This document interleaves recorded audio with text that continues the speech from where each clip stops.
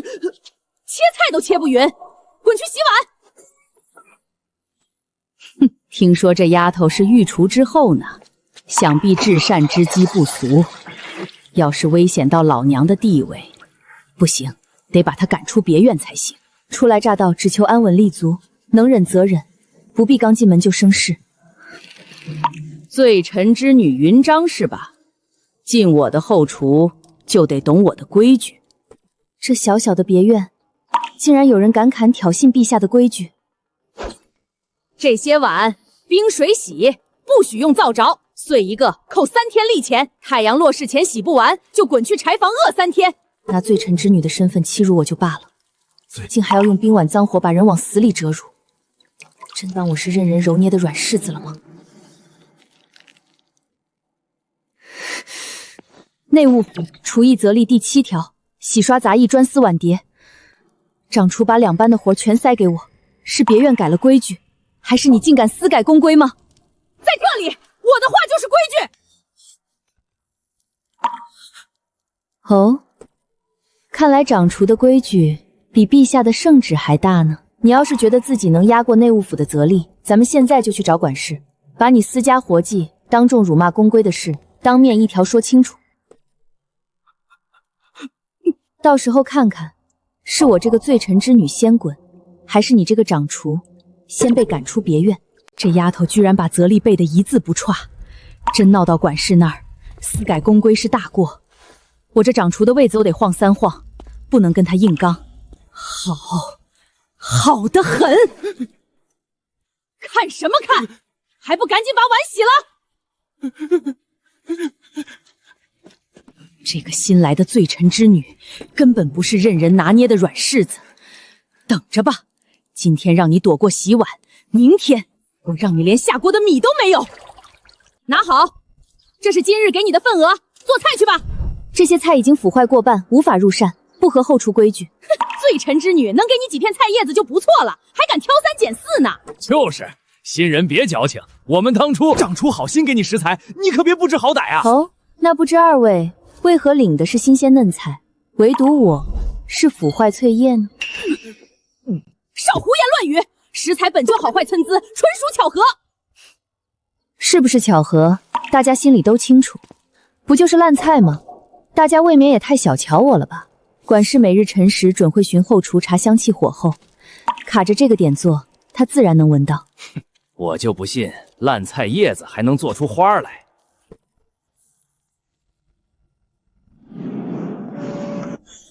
这什么味儿这么香？这真的是那筐烂菜能做出来的吗？食材寻常，却能去腥提鲜，你手艺还不错呀。今日这道菜是近日当季的时蔬吗？回管事，此菜所用是今日后厨分配的腐坏劣质食材。后厨统一食材，为何只有他分到腐坏菜叶呢？可能是今日后厨食材分件失误了。往后食材统一均分，每个人的食材应当一般无二。云舒用心做菜，当月的月例再加2成。李掌厨管事不当，扣当月1成例钱，下不为例。谢管事。死丫头，别以为管事给你撑腰你就高枕无忧了，给我等着！厨艺立身，本心处事，谁也不能随意打压我，克扣我的食材是吧？这可难不倒本小姐我，等着看吧。这地是官地，荒废10年，也轮不到杂役私开。你不怕掌厨罚你私占官地吗？管事已经批了，荒地种出的食材可以补贴后厨用度。这片的板结发硬，寸草不生，种什么都活不了。此地看似贫乏，实则土层深厚，古法改良便可丰产。别忙活了，就这样的地，最后肯定颗粒无收，白白受累。寻常方法自然种不活，古法改土种养，这片地是绝佳良田。大话谁都会说，等到颗粒无收，白忙活一场，我看你还咋说大话。旁人不懂种养之道，正好省去争抢土地的麻烦。我不只要种菜，还要种出专属药膳食材，立足后厨。进过种的种子，再过7日就能破土了。大清早就来伺候你这破地吗？真是勤快的很呐！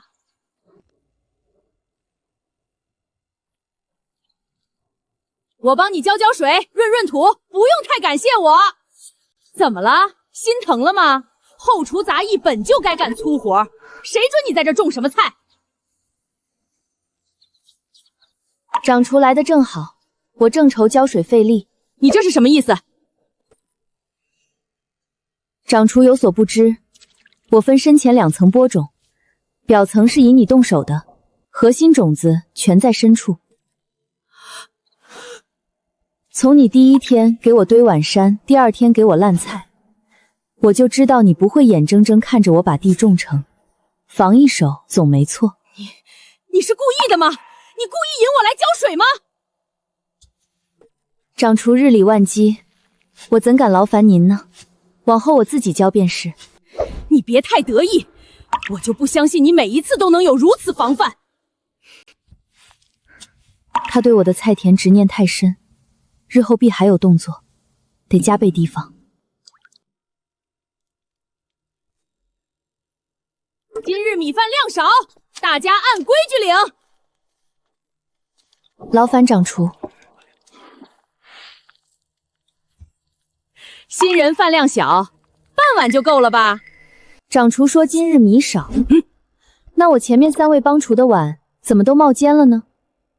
到我这儿就只剩小半勺了。你不会是要以权压人，克扣口粮吧？新人干的活轻，吃那么多干什么？后厨按劳分配，懂不懂规矩？按疗分配也好，按例分配也罢，都有内务府的定例，厨役则例写得明白。膳食杂役每日口粮100米8盒，不分新旧，不论资历。长厨要是觉得我活轻，大可去管事府递条子，申请给我减口粮定例。没批装之前，这饭是按规矩给，还是按长厨的心情给？今日米确实紧，就这么多，爱吃不吃。多谢长厨。你别介意啊。长厨说了，按劳分配嘛。你活干得少，自然饭少。哦，那正好算算账。今日上午我宰了2筐青菜，切了1筐土豆丝。你呢？你只切了半筐萝卜。按你说的赖劳分配，你这碗饭是不是该分我大半呢？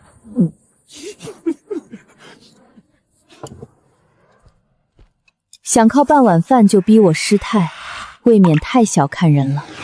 地里的菜再有几天就能收了。这丫头软硬不吃，油盐不进，我还是得想个招治治她。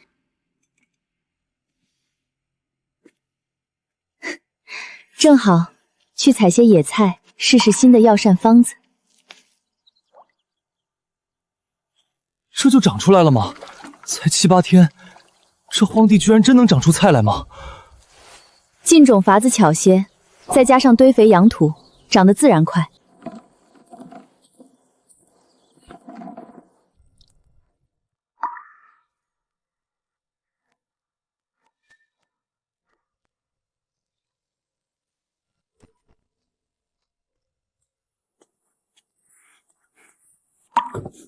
不过是点破青菜，能香到哪儿去？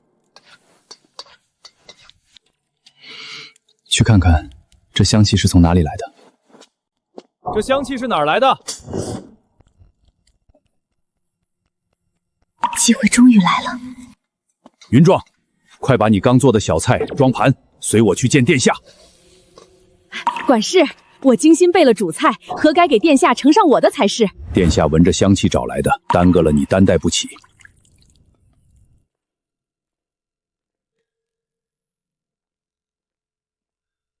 来人，把这些菜都撤下去。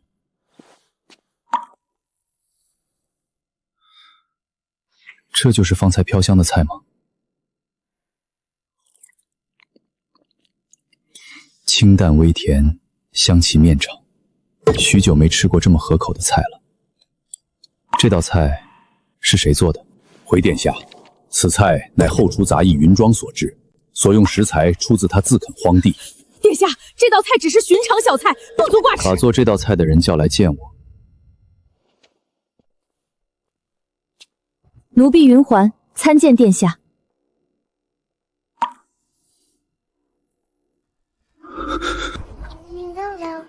你的手艺不是寻常杂役能有的，师从何处？家传厨艺，自幼习得。自从来到别院之后，奴婢就自行钻研，开垦荒地。家传手艺，难得呀。本王近年来食欲不振，体虚肺寒，调理多年，始终不见起算。你可能制定菜谱，为本皇子调养身子。殿下若信得过奴婢，奴婢为殿下量身定制药膳菜谱，以食养身，循序渐进。这个贱婢竟敢越过我，直接攀堂殿下！从今日起，云壮专为本王调理膳饮，不必再做杂役粗活。殿下，她是罪臣之女，按规矩近身伺候。膳食是我吃，出了问题我担着。御膳房那边，我去通传。你以为这就赢了？这才刚开始。是，殿下。厨艺立身的机会终于来了。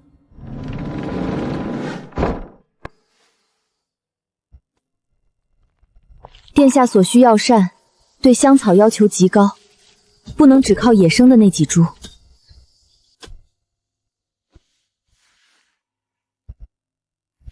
还好当时抄家的时候抓了一把药膳的种子。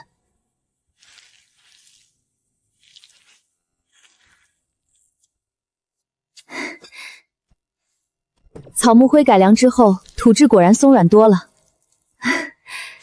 采用高低套种法，香草间种在菜畦边，既能驱虫又能省地，正是家传古法。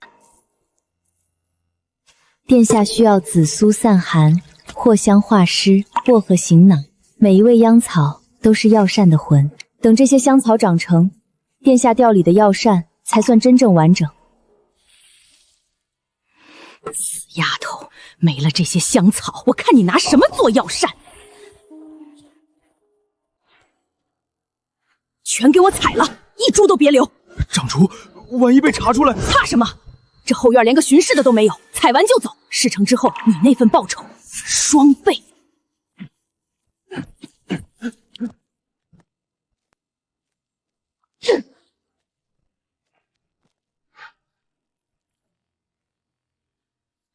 看你还拿什么给殿下做菜？没了你这块破地，你就什么都不是。这是谁干的？太缺德了！刚种的苗全毁了。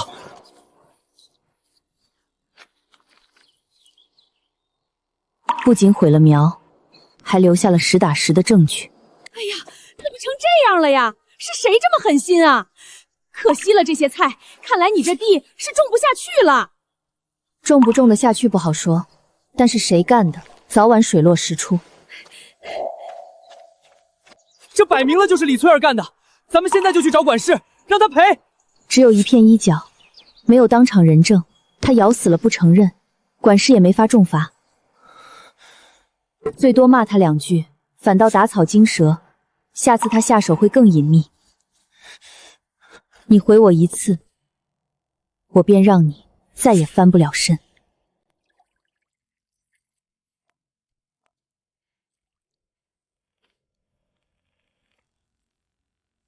我不会让你得逞的，李翠儿，毁吧，毁吧，毁了我再种，看你奈我何！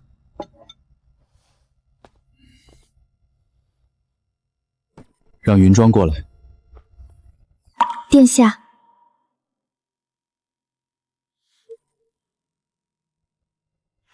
你是不是有什么事没有告诉我？殿下多虑了，只是近日在陇地种菜，难免沾些泥土。种菜？是，后院有片荒废多年的地，管事批准我开垦，今日在翻新田棱，手上沾了泥，失仪了。往后每隔3日，你来书房一趟。跟我讲讲这些药膳方子的原理。是，每隔3日，云庄准时来禀。菜田被毁，我可以重建；食材被克扣，我可以自己种。但殿下给了我信任，这个谁也夺不缴。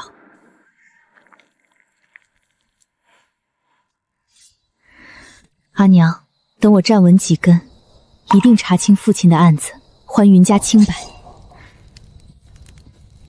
踩烂的土层会板结泛酸，寻常浇水只能维持，不能根治。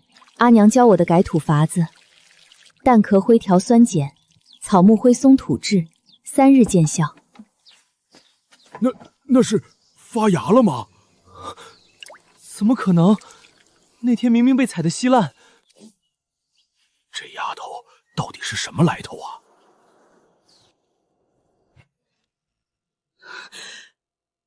怎么又长出来了？我明明让人踩了个遍。长厨，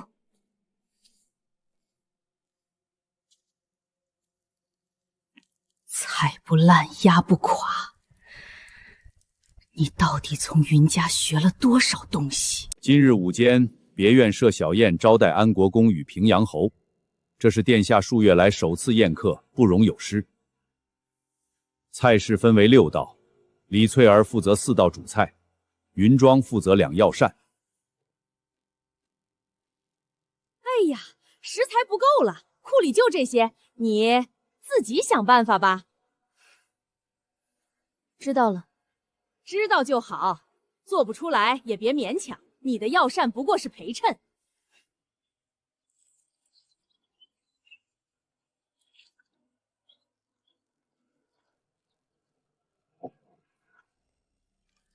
不给我食材是吧？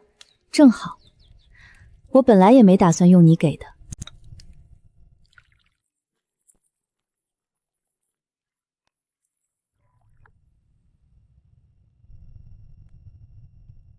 尚可，三殿下这别院的厨房倒也不算怠慢。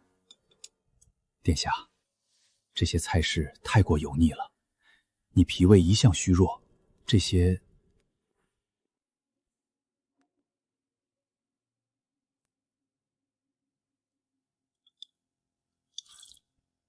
这道菜是谁做的呀？回国公，是后厨负责殿下药膳的厨艺。药膳没有药味却有疗效，难怪殿下气色比上次见时好了许多。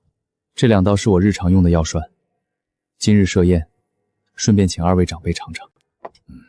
这个厨祖叫什么名字呢？姓云，名商。我花重金置办的菜没人提，竟然全都在夸他吗？昨日的宴席，安国公回去后给宫里递了话。他说三殿下身体大愈，精神焕发，望圣上安心。这是我得病这些年来第一次有宗室愿意替我说话。殿下的身体确实在好转，不是客套，是实情。是你那些药膳的功劳。殿下配合得好，药膳再好，病人不配合也是枉费。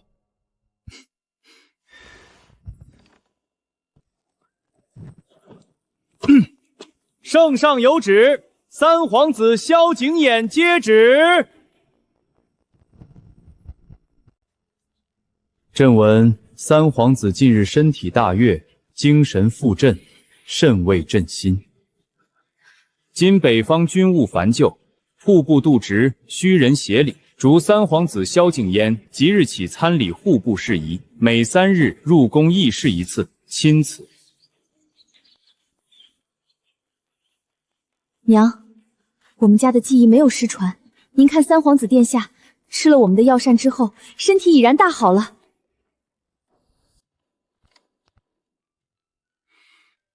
今天的旨意，你看到了吗？看到了，恭喜殿下。你知道吗？从我被遣至别院那天起，所有人都觉得我完了。包括我自己。你的药膳帮了我大忙，本皇子很感激你，但你是罪臣之女，本皇子不能带你离开。但是本皇子听说，御膳房的主管大厨不日就要卸任了，父皇欲举行于御厨遴选大赛，本皇子可举荐你。云庄只是做好本分，谢殿下举荐。往后我要常驻宫议事，饮食不能松懈，你继续负责我的药膳。是。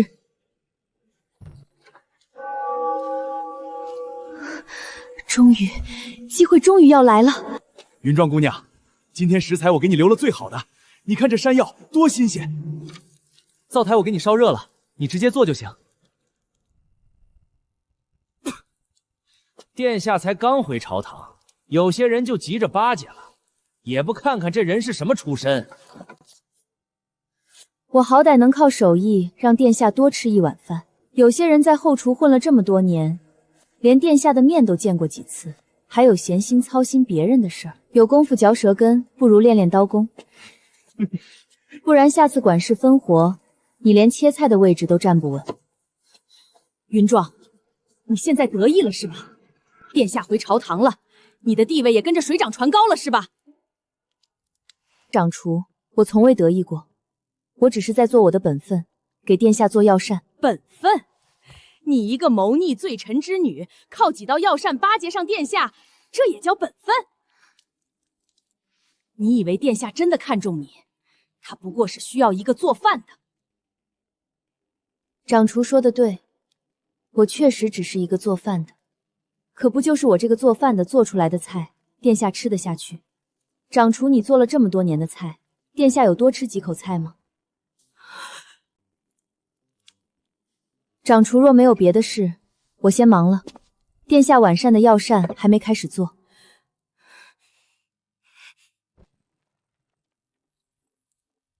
宫宴共12道菜，李翠儿负责8道主菜，云庄负责4道药膳，殿下亲自指定的。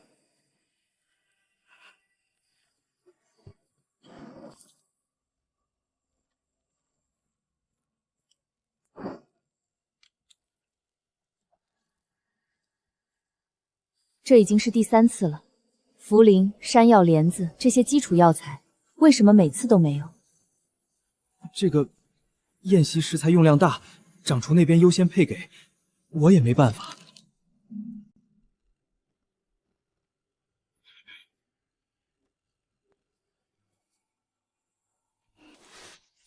库房不给药材是吧？没关系，山药我自己种了。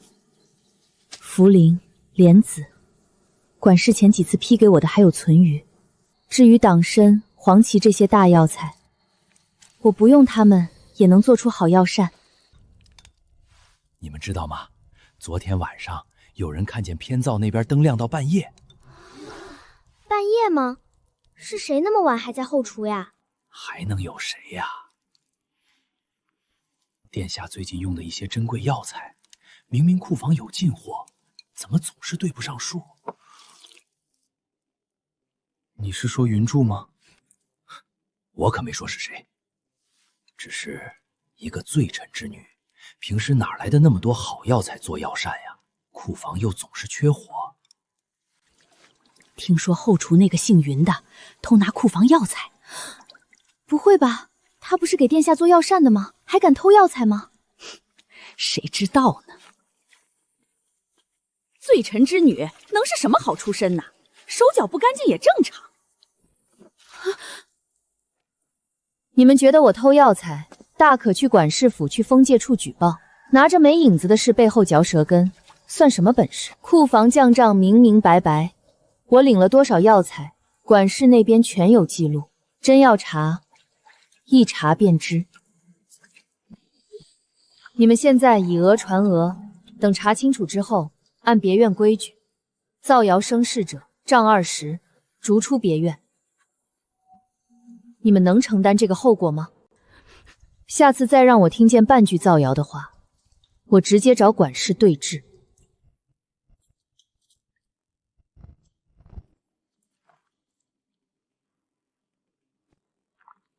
偷盗药材，好大一顶帽子！李翠儿，你食材上卡不住我，就用这种下三滥的手段是吧？现在还不是发作的时候。宫宴在即，我若此时闹事，反而坐实了做贼心虚。李翠儿，等宫宴结束，看我一笔一笔跟你算。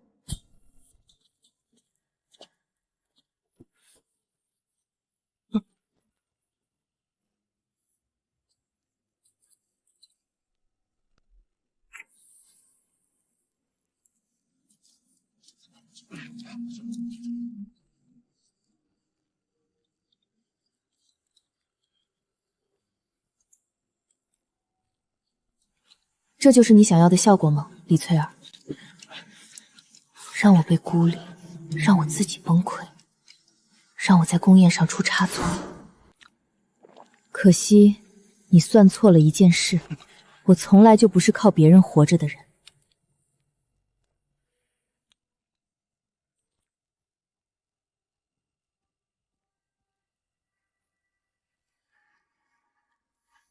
我路过，看你灯还亮着，给你倒了壶热水，夜里凉。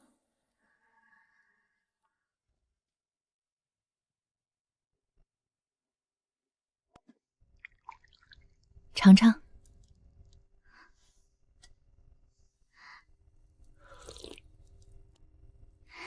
山药要斜切，纤维断的匀，炖出来才糯。你上切山药，全是直刀切，炖出来发柴。谢谢云状姑娘，我以后不跟着他们瞎说了，我就知道你不是那种人。好好练手艺，比巴结谁都管用。宫宴的药膳，我要做到无可挑剔。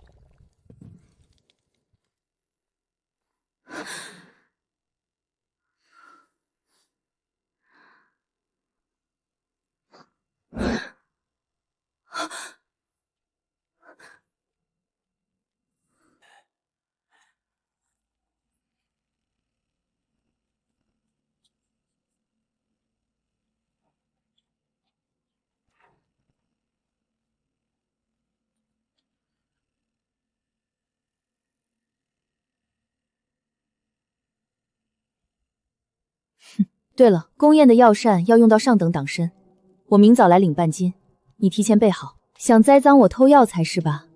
那我就给你们一个偷药材的机会。李翠儿，你终于露出马脚了。云丈啊，听说库房最近丢了些药材，你不会知道些什么吧？咱们库房丢药材了吗？我最近都在偏灶区忙宫宴的药涮，没注意库房的事。掌厨查到什么了吗？没什么，就是随口一问。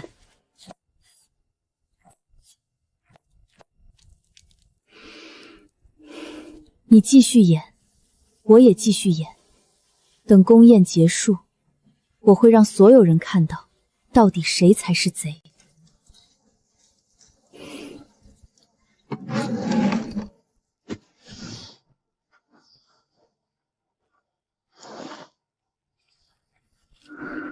人证、物证都有了，希望管事能当场抓到杂役丙偷运药材。现在只差一件事，我要等一个让李翠儿无从狡辩的时机，就是宫宴。又想秀看河缝金了吗？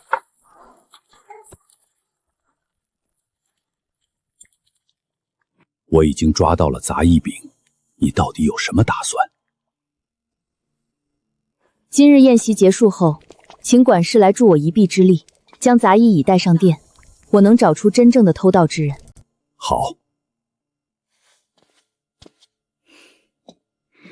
李翠儿，你准备了那么久，我也准备了那么久，今天才是真正的对决。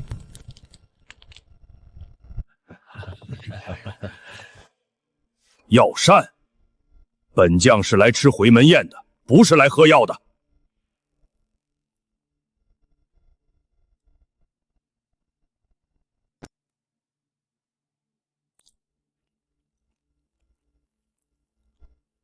诸位怎么不动筷呢？这4道菜才是今天宴席的真正压轴大菜。比上次那道紫苏茯苓鸡还要好。这药膳怎么一点药味都没有？入口甘甜，温润入味，奇妙。真香！本官从未吃过如此好吃的药膳，这菜比前8道都好。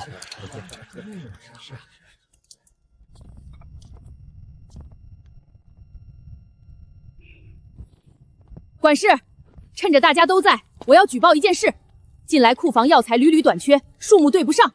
我怀疑有人监守自盗。长厨说的监守自盗，是在指我吗？我可没说是谁。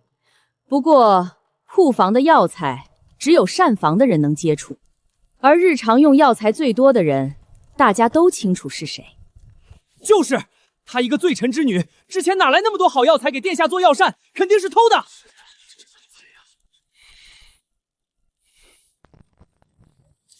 我听说后厨丢了药材，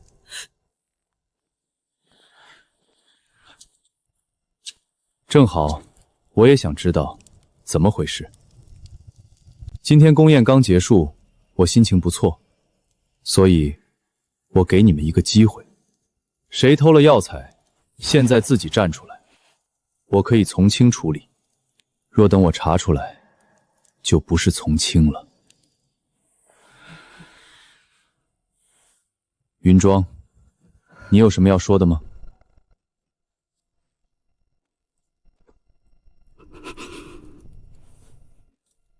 ？3天前的深夜，子时刚过，我从偏灶回房，路过甬道，食材库的门虚掩着，里面有烛光。这个时辰库房早该上锁。我看到杂役丙蹲在货架前，把库房里的药材往麻袋里塞。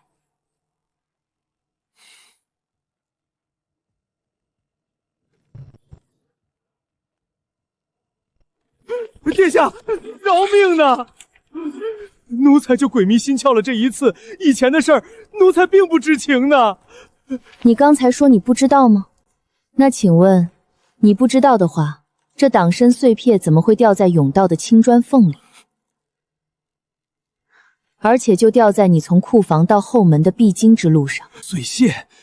你随便捡几片药材碎屑就想诬赖我？那地方谁都有可能经过，凭什么说是我掉的？凭这个，这标签是从转移药材的筐上撕下来的，上面的出货日期是3天前，可库房账档上写的领用日期是前天。管事，库房墙账你比我清楚。库房的药材筐，领用当天撕标签换新，前天领用的药材标签也应该是前天的，为什么这标签写的是3天前？标签日期和项账对不上，差了1天，你解释。我那天确实去过库房，但是我是去拿第2天的配料。拿配料？半夜子时拿配料？管事，后厨规矩，配料是什么时辰领取的？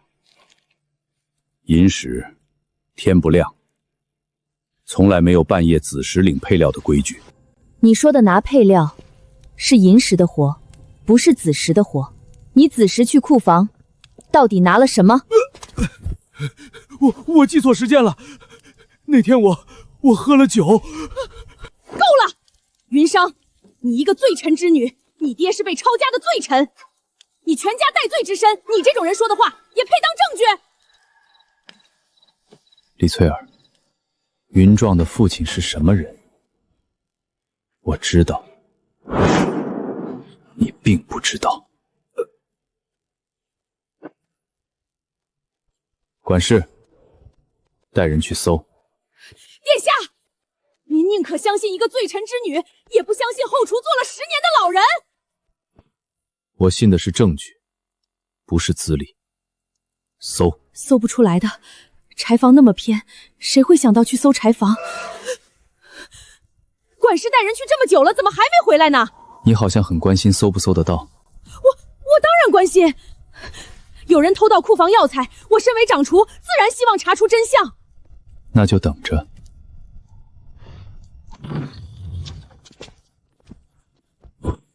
废柴房里黄旗枸杞，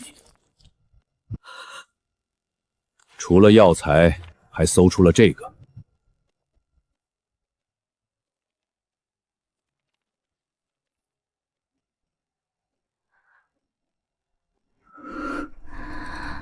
殿下请看，他不止转移了药材，还一直在偷学我的方子，为的就是参加御厨选拔。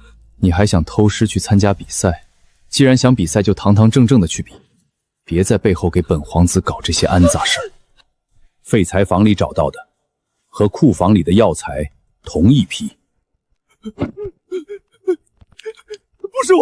不是我主使的，殿下明鉴，是掌厨，是李翠儿让我干的。胡说！我什么时候让你干过这种事？你疯了！殿下，我有证据，李翠儿给了我双倍工资，银子我藏在枕头底下，上面还有她的手帕，殿下派人去搜就知道。那条帕子是他偷的。掌厨，你不是说他疯了，被人收买了来诬陷你吗？那他枕头底下的银子是哪儿来的呢？帕子又是哪儿来的呢？掌厨，你真的指使他转移药材？那些药材不是云章偷的吗？我们全信了谣言，以为真的是云章偷药材。不止药材，还有谣言。李翠儿让我在各个角落散播云之手脚不干净的谣言，她说要让云章在别院待不下去。他胡说，你们别信他。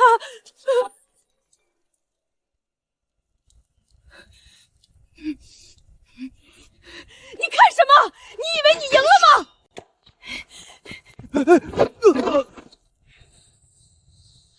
你有本事是吧？你做什么都好吃是吧？做呀，再做呀！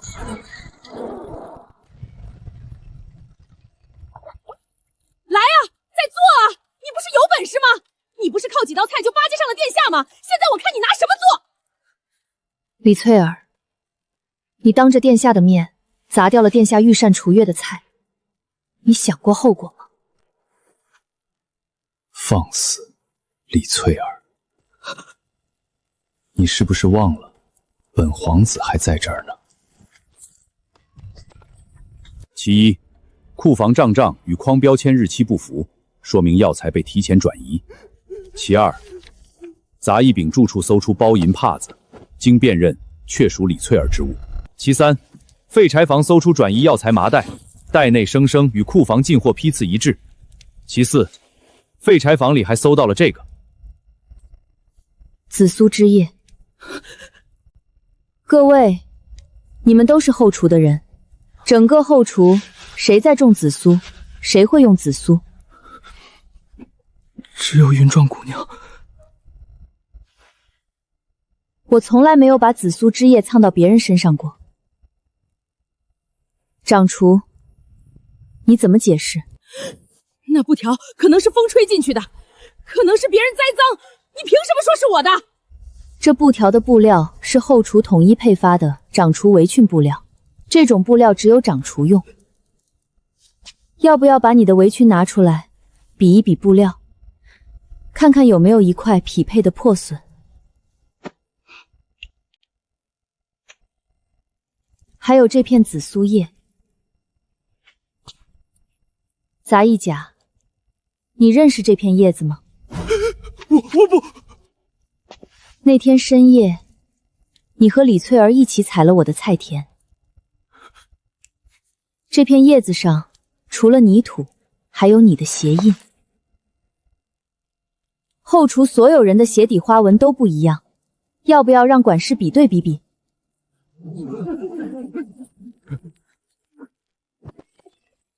殿下，是掌厨逼我的，他说我不帮忙就扣我工钱，我家里有老娘要养。天哪，我们全信了！我们在洗衣房骂了云树姑娘半个月。我也是，我那天还故意不给她生灶火。我来到这间后厨的第一天，李翠儿就让我洗100多个油碗，第二天给我腐烂食材，后来还踩我菜田，克扣我的药材，散播谣言说我是贼。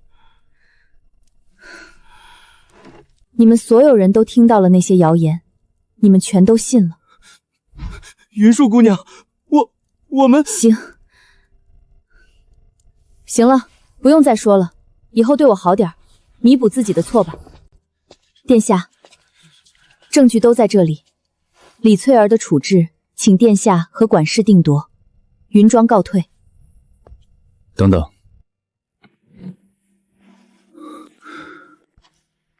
这些证据，你是什么时候开始收集的？从他第一次踩我菜田那天。你忍了这么久，为什么不早说？因为没有证据的时候说话叫告状，有了证据再说话叫翻案。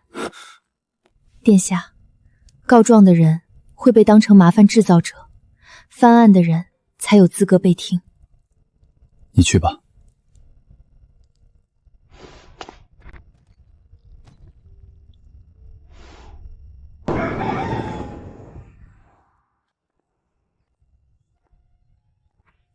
云舒姑娘，昨晚在风口站了那么久，喝碗姜汤暖暖身子吧。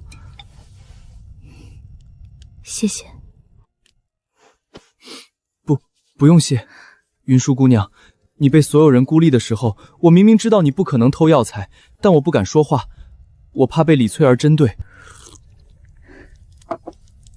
你能这么想，已经比大多数人都好了。下次我一定不会以讹传讹了。云壮姑娘，那天晚上采菜田的事儿，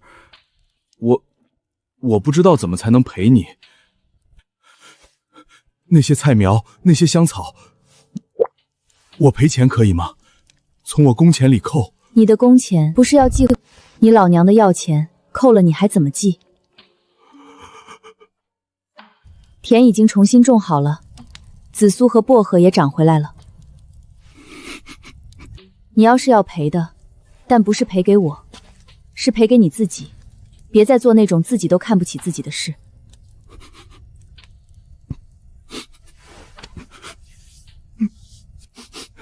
云壮姑娘，以后你让我干什么，我就干什么。你自己想让自己做什么就做什么，别再无脑听别人的指挥了。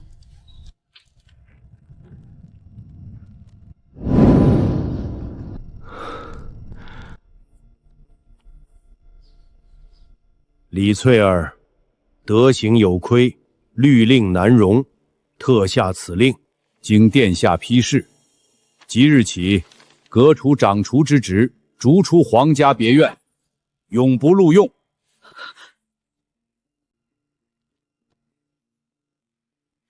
令殿下责令你在3日之内补齐别院亏空的所有药材，否则抄没家产，尽数充公。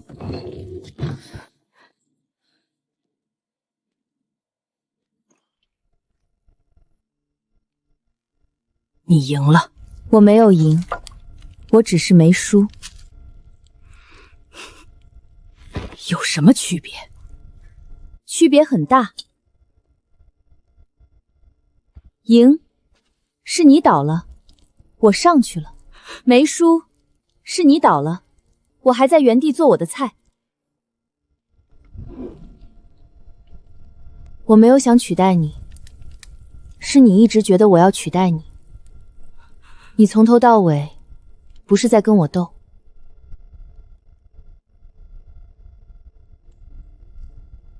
御厨选拔我也会去，别怨我输了，但赛场上我不会再输。云舒姑娘，李翠儿走之后，这才半个月，田多了2倍，菜好了3成。我觉得她走了，后厨才真正活过来了。不是他走了，后厨才活过来，是他走了，你们才敢好好做自己。他在的时候，你们做菜是为了不被骂；现在，你们做菜是因为想做好。目的不一样，做出来的东西也天差地别。还真是，我以前切菜，脑子里想的全是别切歪了，切歪了李翠要骂。现在我想的是切薄一点，入味更好。这就是区别。好了，帮我把第11笼的山药挖出来，今晚是新方子。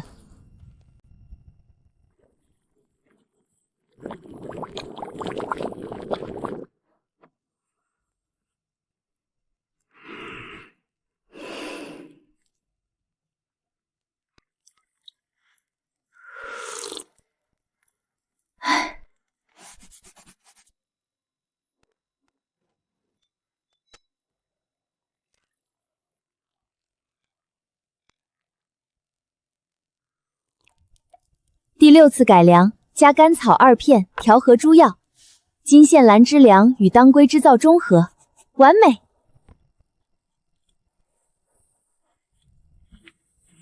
御厨选拔，我一定要去。你看看，从业3年，我才不到1年。殿下已经跟御膳房打过招呼了。你是殿下特荐，不受年限限制。殿下他什么时候办的？宫宴那晚，你端出4道药膳之后，殿下就让人去办了。他说，你这样的人，不该只在别院做一个膳食杂役。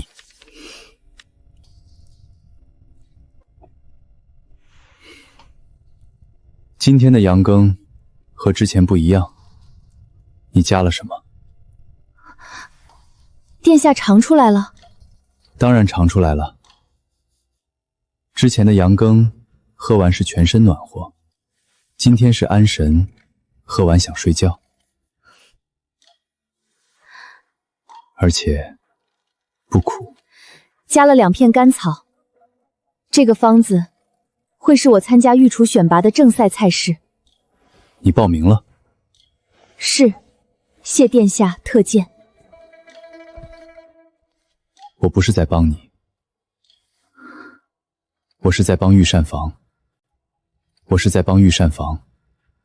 宫里那些御厨做了10年御膳，却还不如你。云壮，御厨选拔不是终点，是起点。你的手艺不该埋没在这个别院里。殿下过奖了。不是过奖，是实话。云壮，我问你一件事。殿下请说。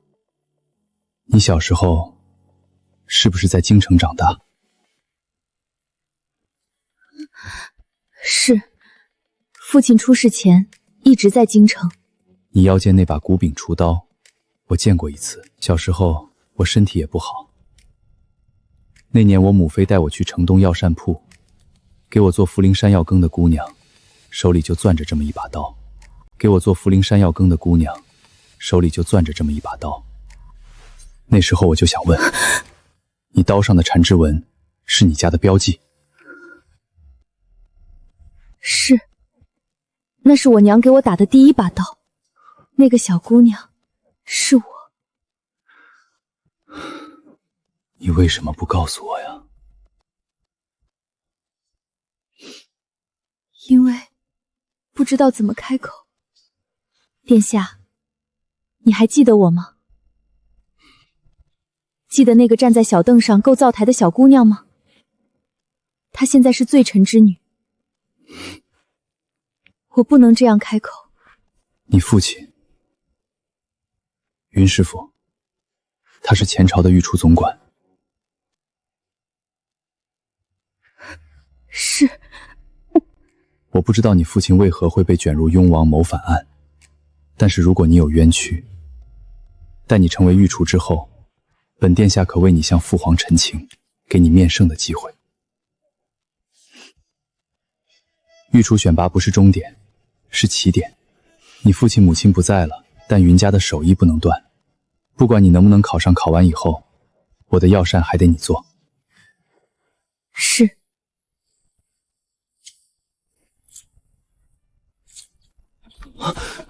这一整筐就挑出这么点儿？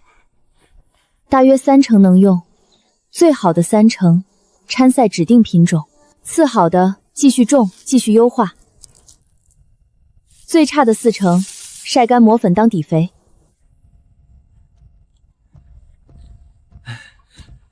云舒姑娘，咱们到底找什么？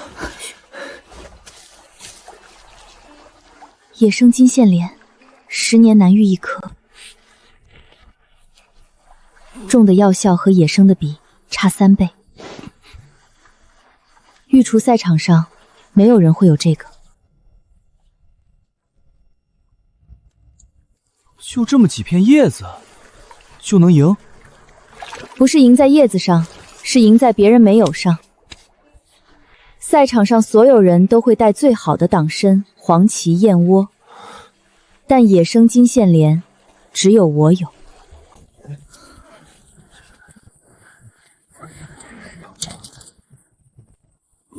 云章姑娘，你没觉得咱们带的东西有点少？够了。名字，从业何处？从业几年？云庄，皇家别院后厨，不到1年。不到1年不能报名。特见。特见？不到1年就能特见？靠关系吧。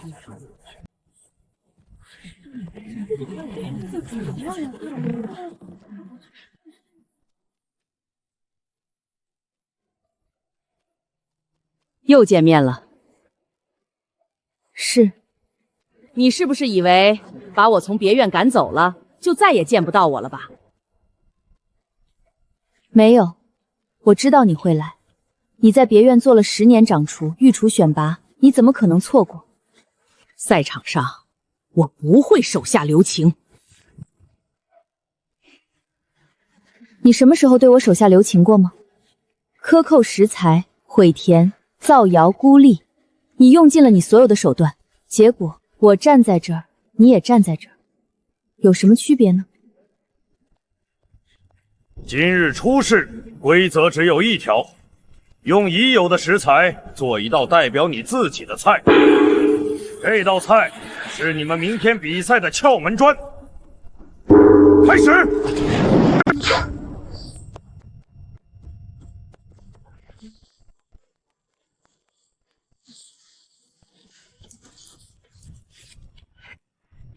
豆腐、青菜、鸡蛋。姑娘，这是御厨试炼，不是庙里斋堂。你这素菜能代表什么？代表没有肉也能做好菜。年轻人，不知天高地厚。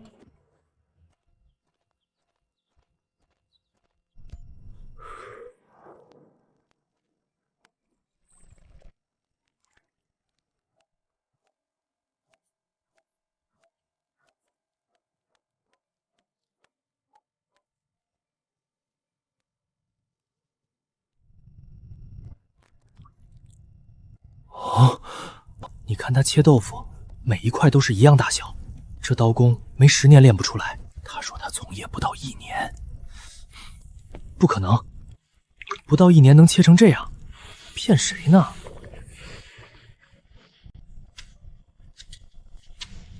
你这汤地用了什么食材呢？基础食材是试炼统配的，青菜、豆腐、鸡蛋。汤地另外加了自带的晒干山药片，这是金线灵叶粉，我在别院后山采的野生金线盐自己研磨的。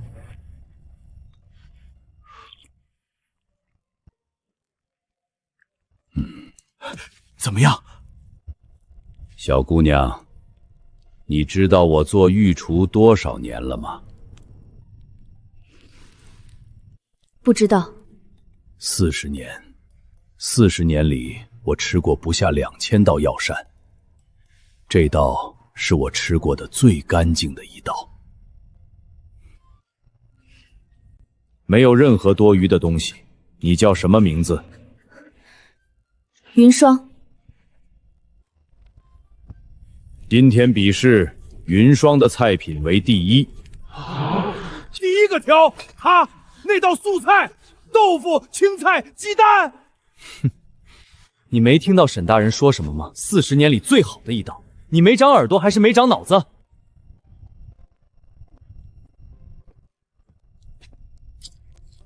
清蒸鱼，鱼是活的，但你杀鱼的手法太重，伤了肉质，蒸出来口感有损。谢沈大人指教。今日比试第一是那个姓云的，那碗豆腐绝了。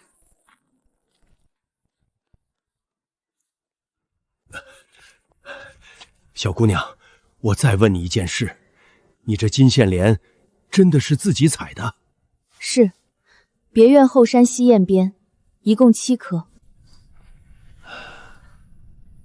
我年轻时学药膳，师傅跟我说过金线莲。他说此物种不活，养不成，只能寻野生的。我在太医院借了3本药典翻遍了，都没有找到金线兰的用法。你是怎么知道的呀？家母教的。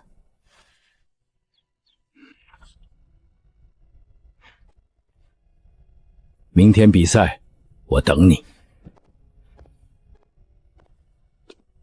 那个金线莲，如果你还有多的，能不能给我几片叶子？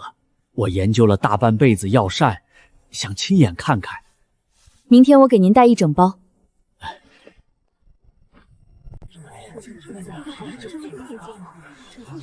谁呀？没听过。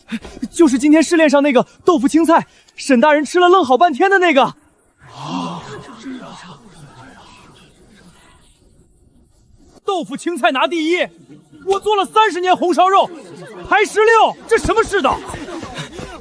第一，初试第一，名字旁边画了红圈，朱砂的。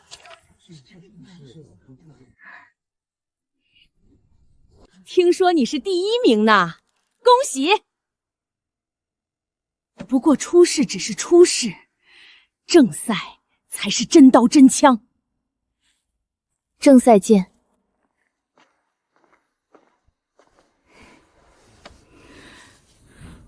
初试第一又怎么样？正赛3场，我就不信你场场都能赢。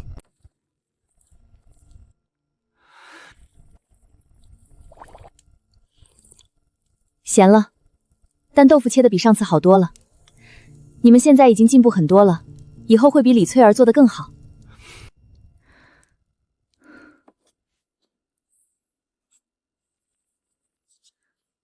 御厨选拔，初试第一，正赛目标御。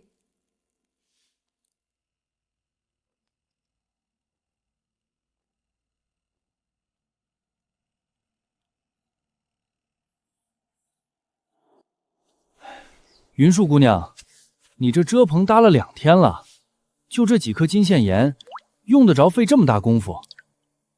我在这龙金线兰上花的时间，比前11龙加起来都多。从选种到培土，从试酸碱到调湿度，失败了4次才种活7颗。正赛3场，第1场基础家常菜用不着它，第2场药膳要靠它压轴，所以赛前这半个月，一根苗都不能少。你是说，有人会来偷吗？不是偷，是毁。李翠儿知道这龙金线莲对我的意义。柴房里那本偷学的笔记，她比任何人都清楚，金线莲是我最核心的底牌。那得派人盯着呀。管事，我想请你调度一下人手。正赛之前这半个月，后院菜田需要加派职业。你担心有人来破坏吗？这次如果赛前食材被毁，我没有时间重新种，我不想等事发，我想让他没有机会发。好，从今天开始，每夜2个人值夜，前半夜1个，后半夜1个。我安排义和主食杂役甲轮值。另外，云章，有件事我要告诉你，御膳房风纪处前天来人查问李翠儿在别院期间有没有违规记录。风纪处？御厨选拔期间，任何参赛者如果有破坏对手食材、贿赂后厨人员、散播虚假谣言的行为，一经查实，轻则取消单场成绩，重则终身禁赛。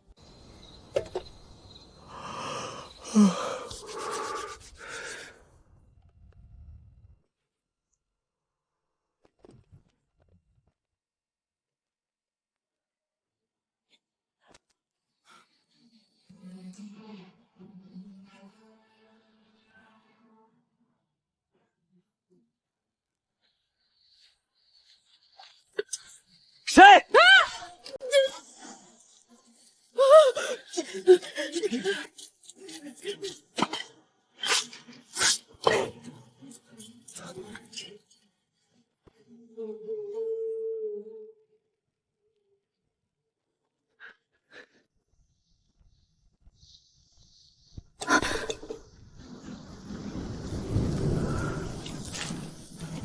什么声音？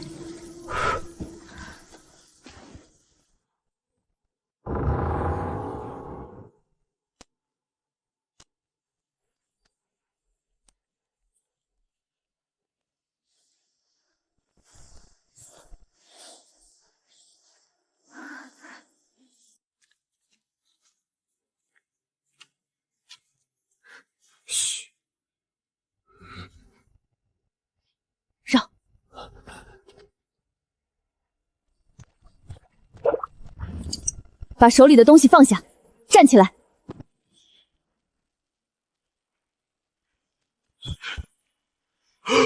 杂异物，怎么是你呀？碱粉，山药最怕碱土，这是种山药的人最基本的知识。你不是误操作，你是刻意为之。我不是故意的。半夜溜进别人菜田往土里埋碱粉，你说你不是故意的吗？是谁让你干的？快说！数天前，杂役在菜田抓住一个撒碱粉的人，那人翻墙跑了，留下了这个，袖套上绣着李，是你吗？不是我，那天不是我。管事，袖套上那个李字是什么针法？这个针脚是返回针，后厨所有人里针线活最好的是杂役物他媳妇儿。返回针他的独门手艺，他媳妇儿和李翠儿交好。我全说，那天翻墙的李翠儿自己，她那是来踩点的，结果被杂役撞上了。她回去以后自己就不再出面，让我来撒。我本来不想干的，可她给了我银子。我家老三这个月生病，他给了你多少？3两。你为了给你家老三看病，帮李翠儿做这种事，如果被查出来，你会被逐出别院。你们家老三更没有钱治了。管事，他的情况还请酌情考虑。在此之前，你照常干活。谢管事，谢云壮姑娘。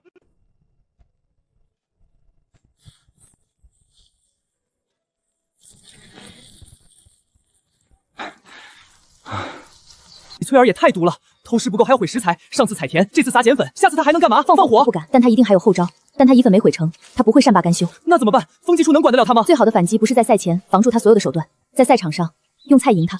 李翠儿，这是第2次了，第1次采田，第2次撒碱，事不过3，正赛3轮，我会让你连输字怎么写都看清楚。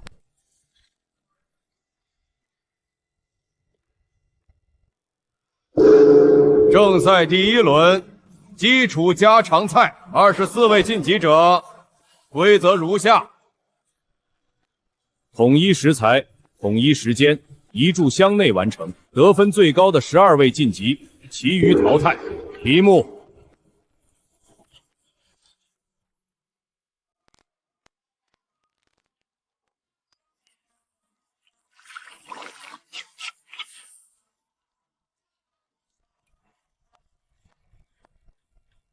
这批豆腐含水量偏高，但碱实度不差。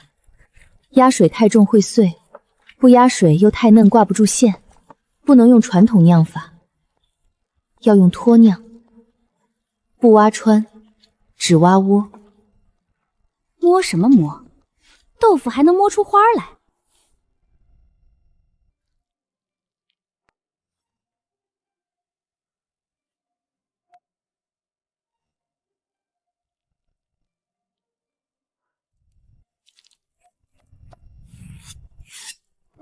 酿豆腐的馅要软过豆腐本身，才能外软内更软。行了，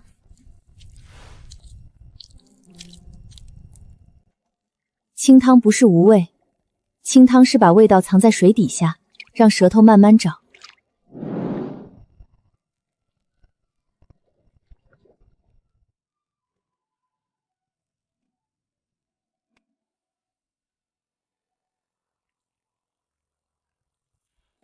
麻辣味正，但豆腐本身被调料压成了配角。这道菜吃的是调料，不是豆腐。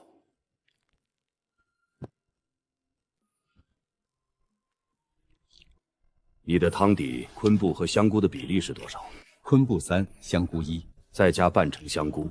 现在这锅汤，昆布的海味略压了香菇的醇，但手掰豆腐的手法是今天全场最聪明的一个。手掰的端面能吸汤，比刀切的入味。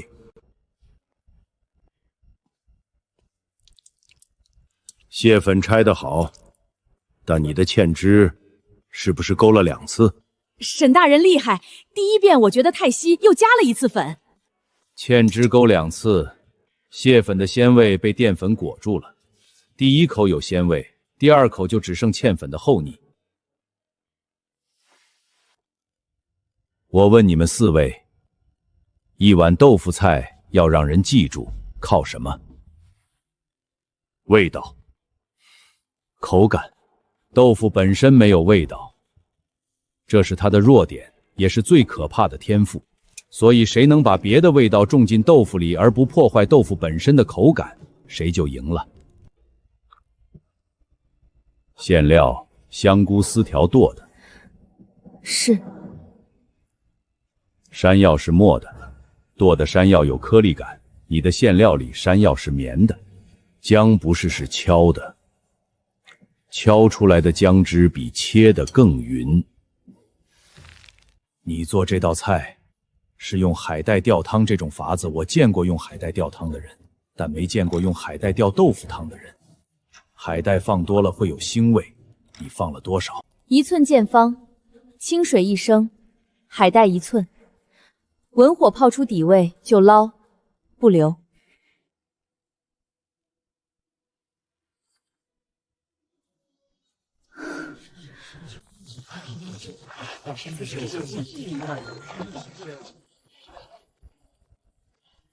殿下来了。今天这道酿豆腐，你没用金线莲，没用，做豆腐不需要它。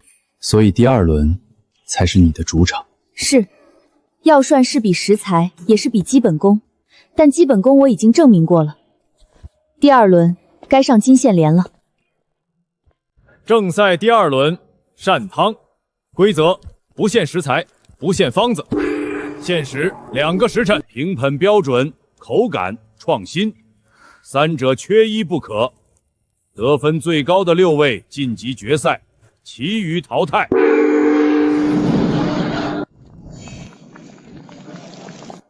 季师傅的药膳没有短板，每一个环节都做到了教科书级别。和他比，不能拼做得好，要拼做得不一样。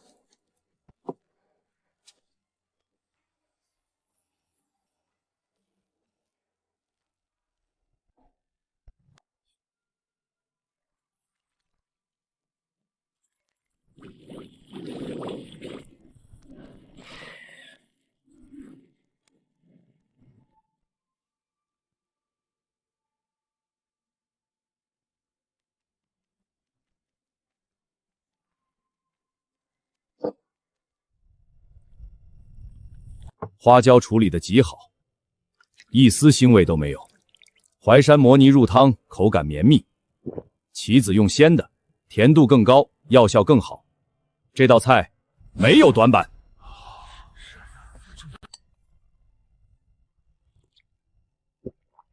你这道羊羹，羊肉去膻没有用料酒，用了什么？紫苏叶，紫苏和羊肉同焯水，去膻同时增加一层清香。阿娘教的。当归的药味完全吃不出来，怎么做到的？加了2片甘草，当归皂、甘草核、金线莲凉、甘草条。甘草在这里不是一味药，是桥梁，把几味互相打架的药性调和在一起。9点8分，这汤的配伍比刚才那道淮山花椒高了一个层次。党参和黄芪的比例不对，你这2味药都是补气的，补气的药材叠加不是加法，过量会壅滞，病人喝了对脾胃反而是负担。这个方子你是从哪儿学的？家传的。家传方子没把配伍进献传下来吗？7点2分。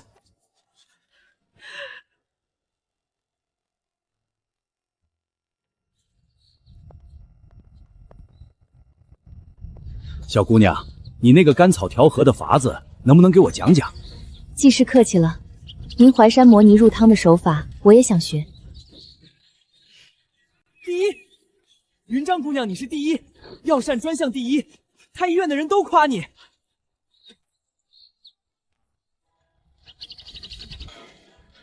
决赛只剩6个人，李翠儿是第6名。她第6，你第一，决赛她拿什么跟你比？不能掉以轻心。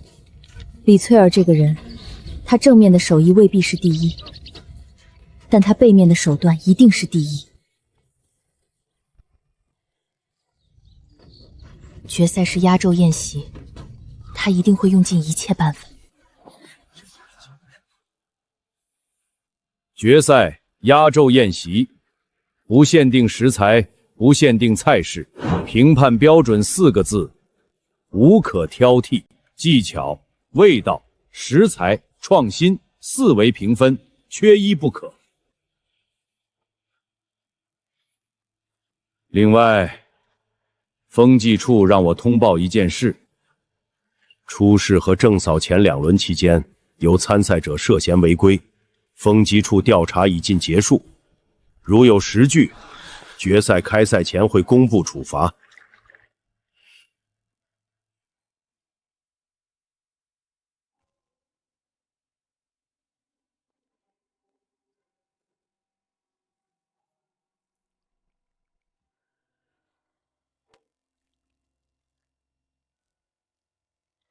云庄，决赛终于到了，咱们把这几个月的账一笔一笔算清楚。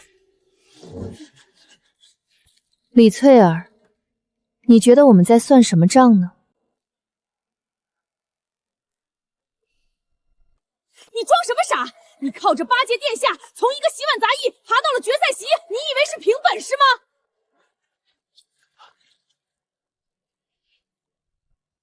李翠儿，说完了吗？说完我说2句。我在别院的时候，你就百般为难我，还偷盗药材，指使杂音，散布谣言，说我是贼。你胡说！你有证据吗？宫宴那晚，你当着殿下的面砸掉我整排做好了的菜，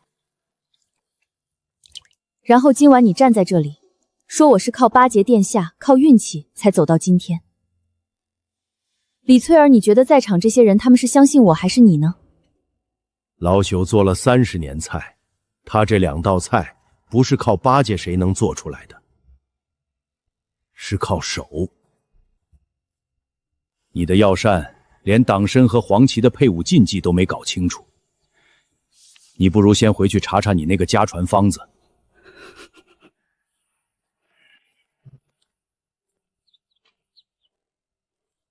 明天决赛见真章。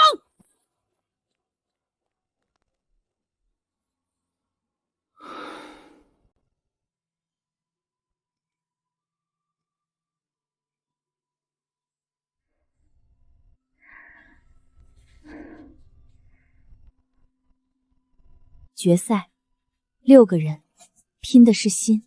阿娘，明天以后，我就可以告诉所有人都会知道我是云善堂的女儿。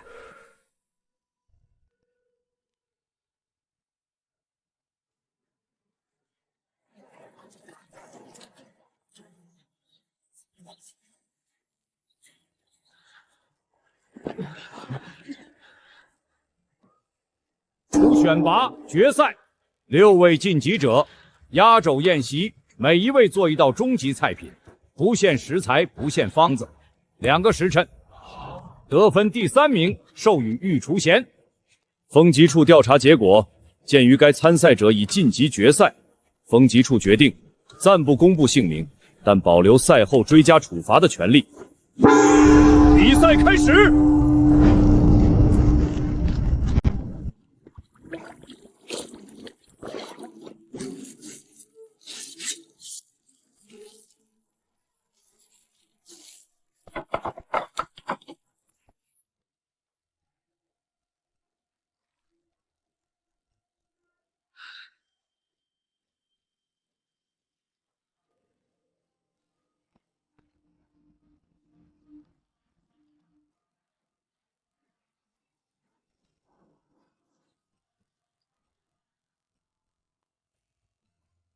花椒处理得很好，老哥火候正好，虫草的甘味完全入了汤。这道菜9.6分。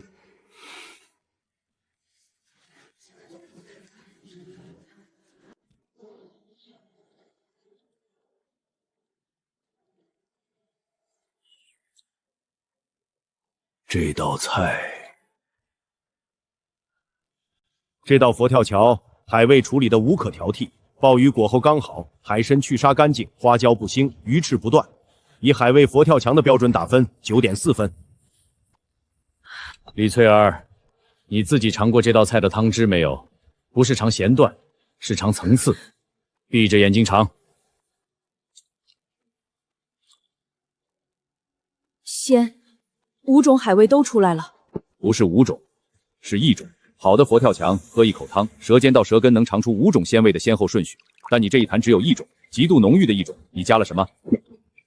我是怕海味不够鲜，加了几滴虾油，不多，就几滴。虾油，虾壳熬出来的浓鲜盖在它们上面，5种鲜味被虾油一统，变成了一个味道，味道就没层次了。你看，你这坛底汤汁浓到挂壁，你以为这是成功？但真正好的佛跳墙，汤是清的，鲜是分层的，喝完以后嘴唇不会发黏。李翠儿，你做菜的手艺很好，但你差了一样东西——底气。你不敢让食材自己说话，这是你做菜最大的障碍，不是技术，是心。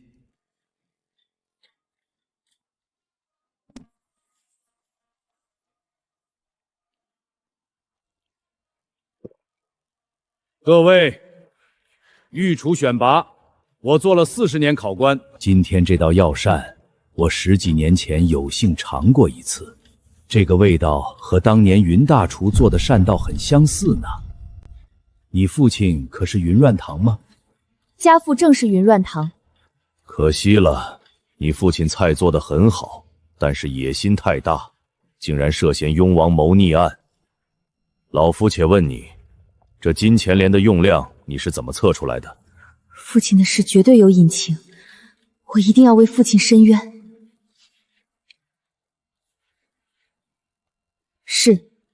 这道菜我做了6版。我娘说过，药膳之难，不在药材之真，而在配比之精。方子可以抄，但每一版试出来的差距，只有自己的舌头能分辨。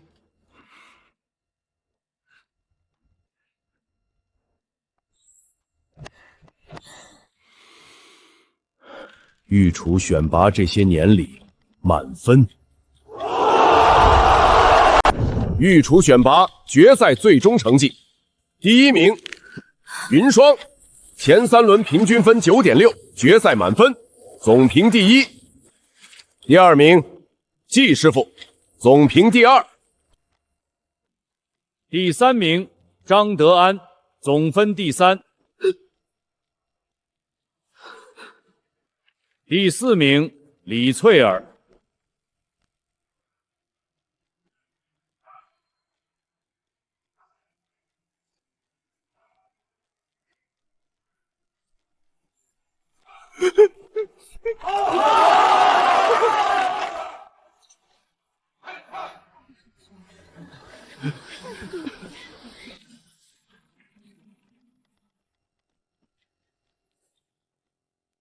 李翠儿，风纪处就你破坏对手食材一事等罪名调查完毕，现决定取消你本届御厨选拔成绩，禁赛3年。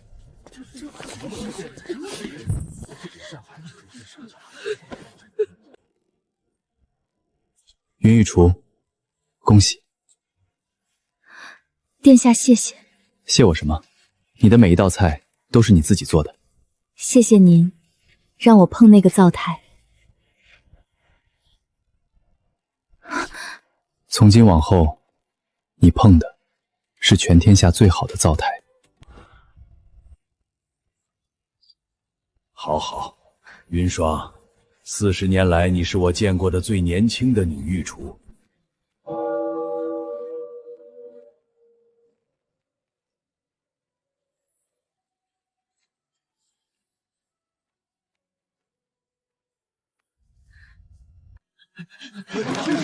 云御厨回来了！咸了点儿，甘草下次少放半片。山药切斜片，不要太厚。但你们已经做得很好了，比3个月前好太多了。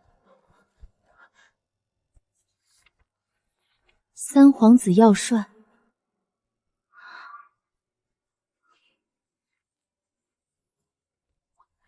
我找管事，租我房子的那个女人李翠儿，昨天夜里走了，留下一个箱子，说如果她3天不回来，让我把箱子送到别院。她人呢？不知道，留了封信，走了。信上只有4个字。他用了10年，没走出这个别院，最后只留下了这4个字。也好。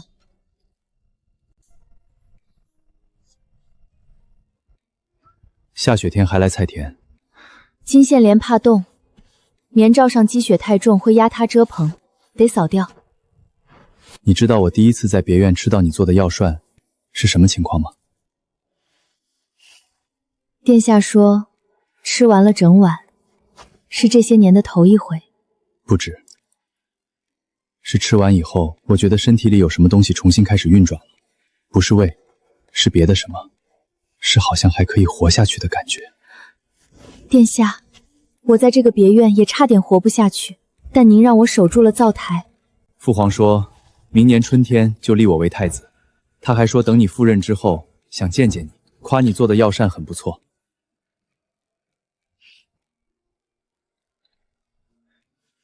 以前在别院，我盼着能好好吃一顿饭，现在要回宫了，我希望往后的每一顿饭都能吃得安心。